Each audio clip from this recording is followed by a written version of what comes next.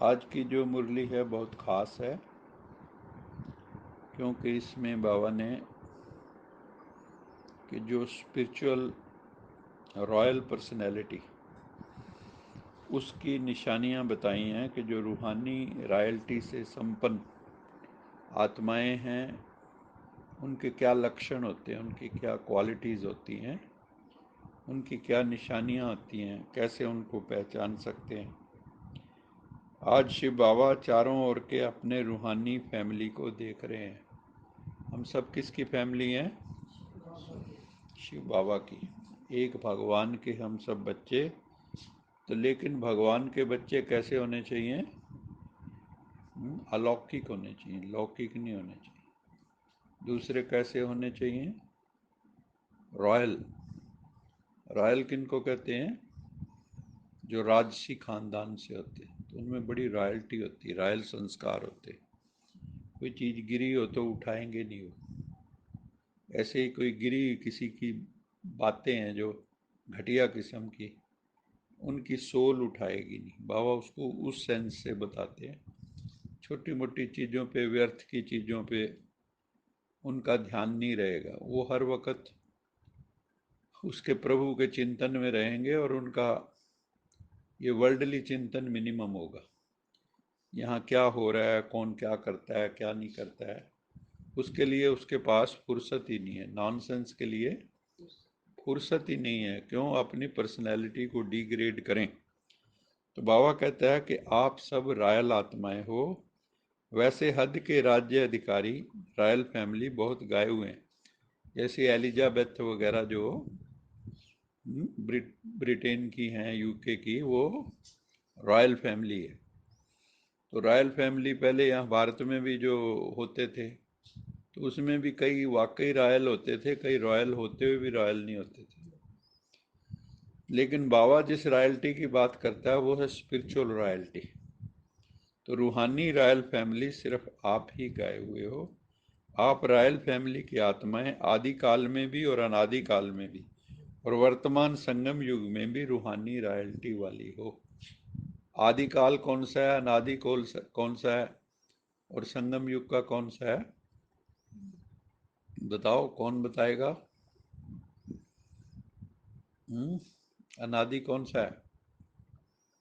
हम आत्माएं अनादि काल से हैं। हमारा ना बिगिनिंग है ना एंड है। हमारा ना बिगिनिंग है ना एंड है। Energy can neither be created nor be destroyed. ऐसे कोई भी जो ऊर्जा है, आत्मा भी ऊर्जा है, चैतन्य ऊर्जा, तो वो भी कभी नष्ट नहीं होती है, ट्रांसफॉर्म हो सकती। हम अपने स्वभाव घटिया से बढ़िया बना सकते हैं, एनर्जी चेंज कर सकते हैं। सिर्फ इतनी सी बात है सारी जिंदगी में कि आपको एनर्जी चेंज करनी है बस। नेगेटिव को पॉजिटिव में कर देना, तब्दील। तो अनादि काल से हम आत्माओं का स्वभाव संस्कार क्या है? शांत स्वरूप, आनंद स्वरूप, प्रेम स्वरूप, ज्ञान स्वरूप, शक्ति स्वरूप, पवित्र स्वरूप, सत्य स्वरूप। ये हमारा ओरिजिनल नेचर है।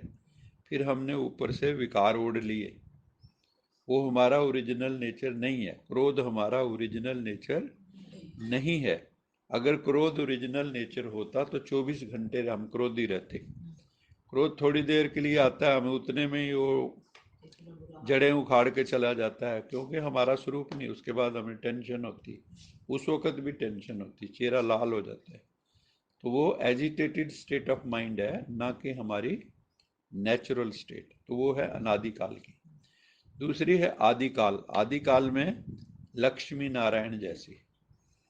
आदिकाल में कैसे? जैसे लक्ष्मी नारायण है, शांत, क्षीर सागर में दिखाते हैं, है ना, और अपना मौज में।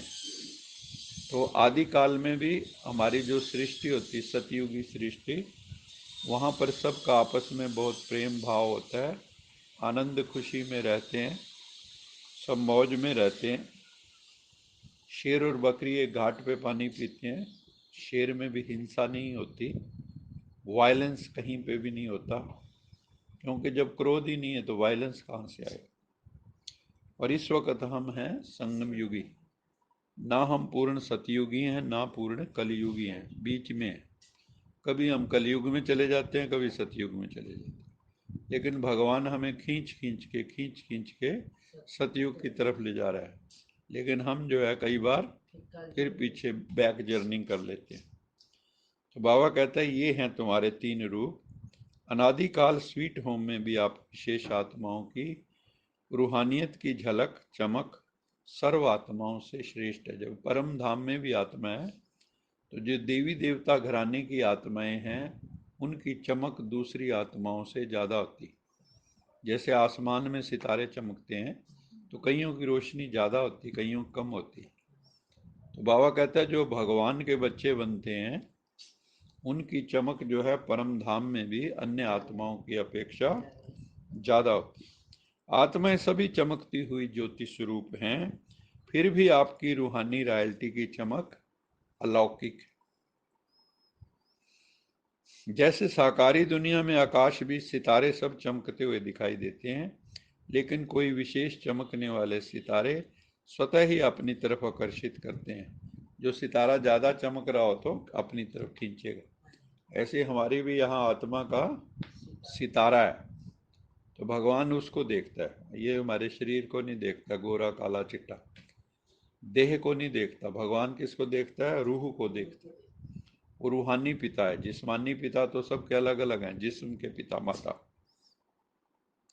तो भगवान कहता है मैं तुम्हारी जो लाइट देखता हूँ उसी से हिसाब लगा लेता हूँ ये किस कैटेगरी की आत्मा है। तो रायल आत्मा, अब उनके लक्षण सुनो।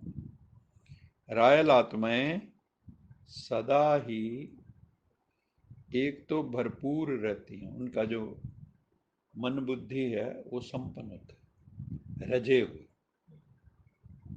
भूखों वाली नजर नहीं होगी उनकी, ये भी मिल जाए, ये भी मिल जाए, ये भी। एक बैगर्स की दृष्टि है, एक राजा की दृष्टि है, भरी हुई। उसको कुछ नहीं चाहिए, उसकी इच्छाएं भी सब खत्म हो जाती, निष्काम हो जाता है, ज्यादा चाहिए नहीं उसको। इस संसार से बहुत कम लेता है वो, जितना लेता है उससे ज्यादा देता है। तो बाबा कहता है ऐसे भरपूर होते हैं, संपन्न होते हैं। और संपन्नता की निशानी क्या होती है, कौन बताएगा? जो संपन्न होगा उसकी निशानी क्या होगी? बोलो। हर्षित मुख होगा। माता जी, जो तृप्त आत्मा है वो, जो संपन्न है वो तृप्त होगा। क्या होगा? तृप्त आत्मा, मुझे कुछ नहीं चाहिए। उसी को बाबा ने कहा संतुष्ट आत्मा। तृप्ति होगी, संतुष्टता होगी, रजे होंगे। संपन्नता की निशानी वो सदा तृप्त रहते हैं। और तृप्त आत्मा हर परिस्थिति में, कैसे भी सरकमस्टांसेस हों, ज्यादातर आदमी की पर्सनैलिटी का पता कब लगता है? परिस्थितियों में। परिस्थितियों में स्थिति का पता लगता है, mental state, how we handle this situations, और सिचुएशंस आर हैंडलिंग अस। तो जिसको ये आ जाता है तो उसका मतलब उसका विवेक जागृत, उसकी विजडम काम कर रही। तो बाबा कहते हैं हर आत्माओं के संबंध संपर्क में आते, हर परिस्थिति में जानते हुए भी कई चीजें आएंगी, लेकिन फिर भी अंदर से सेटिस्फाइड, संतुष्ट, कंटेंटेड। चाहे कोई कितना भी असंतुष्ट करने की परिस्थितियां उनके आगे लाए। कई लोग होते हैं ना तो आपके मार्ग में ही विघ्न डालते, लेकिन जो संपन्न आत्मा होगी, तृप्त आत्मा होगी, वो असंतुष्ट करने वाले को भी संतुष्टता का गुण सहयोग के रूप में देगी। वो नेगेटिव चलें, आप पॉजिटिव चलो, वो आग जलाएं, आप पानी डालो, अपकारी पर भी उपकार करो। जैसे ईसा मसीह का कल भी बताया था, जिन्होंने सूली चढ़ाया उनके लिए भी क्या कहा? हे प्रभु इन्हें माफ करना क्योंकि ये जानते नहीं ये क्या कर रहे हैं। तो वो कभी किसी के प्रति द्वेष भावना में नहीं आएगा। तृप्त आत्मा असंतुष्ट करने वाले को भी संतुष्टता का गुण सहयोग के रूप में देगी। ऐसी आत्मा के प्रति रहम दिल बन शुभ भावना और शुभ कामना द्वारा उनको भी परिवर्तन करने का प्रयत्न करेंगे। रूहानी रायल आत्माओं का यही श्रेष्ठ कर्म है। समझ में आई? सबके प्रति कौन सी भावना होनी चाहिए? शुभ भावना, शुभ कामना। सर्वे भवन्तु सुखिनः, सर्वे सन्तु निरामया, सर्वे भद्राणि पश्यन्तु, माँ कश्चित दुख भाग भवेत्। रूहानी रायल आत्माओं का यही श्रेष्ठ कर्म। जैसे स्थूल रायल आत्माएं कभी भी छोटी छोटी बातों में, छोटी छोटी चीजों में अपनी बुद्धि व समय नहीं देती, देखते भी नहीं देखती, सुनते हुए भी नहीं सुनती। ऐसे रूहानी रायल आत्मा किसी भी आत्मा की छोटी छोटी बातों में जो रायल नहीं है उनमें अपनी बुद्धि व समय नहीं देगी। आप हर वक्त ये देखो मेरा समय कहाँ जा रहा है। अगर मान लो कुछ भी नहीं कर रहे हैं तो भी आप अपना मेडिटेशन में हो। अपना आत्म सुधार करो, सेल्फ को ट्रांसफॉर्म करो, रिफॉर्म करो। दुनिया वाले कहते हैं कि रॉयल्टी अर्थात किसी भी हल्की बात में आंख नहीं डूबती। रूहानी रायल आत्माओं के मुख से कभी व्यर्थ बोल नहीं निकलते, साधारण बोल नहीं निकलते। हर बोल उनका युक्ति युक्त होगा। ऐसा नहीं, ये युक्ति युक्त बहुत कमाल का शब्द है। वो हर सिचुएशन को टैक्टफुली हैंडल करते हैं। युक्ति युक्त का अर्थ है व्यर्थ भाव से परे। कहाँ व्यर्थ बिल्कुल ना, और अव्यक्त भाव में स्थित। अव्यक्त मैंने इंद्रियों से भी परे। अव्यक्त भावना, अव्यक्त भाव, इसको कहा जाता है रॉयल्टी। तो कितनी गहराई में बाबा हमें बता रहे हैं कि अंततः आप अव्यक्त भाव रिश्तापन में चले जाते हो। इस समय की रॉयल्टी भविष्य की रॉयल फैमिली में आने के अधिकारी बनाते हैं। जिस ढंग की आपकी आज मनोदशा है उसी हिसाब से आपका अगला जन्म है। समझ में आ रही? अगर आप यहाँ रॉयल हो तो आगे भी रॉयल हो। यहाँ अगर टुच्ची टुच्ची बातों में, छोटी छोटी बातों में अपना टाइम लगाते हो तो वहाँ आगे भी आपकी ऊंची श्रेणी नहीं होगी। तो चेक करो, वृत्ति रॉयल है, आपका एटीट्यूड रॉयल है। सदा शुभ भावना, शुभ कामना की वृत्ति से हर आत्मा से व्यवहार में आए।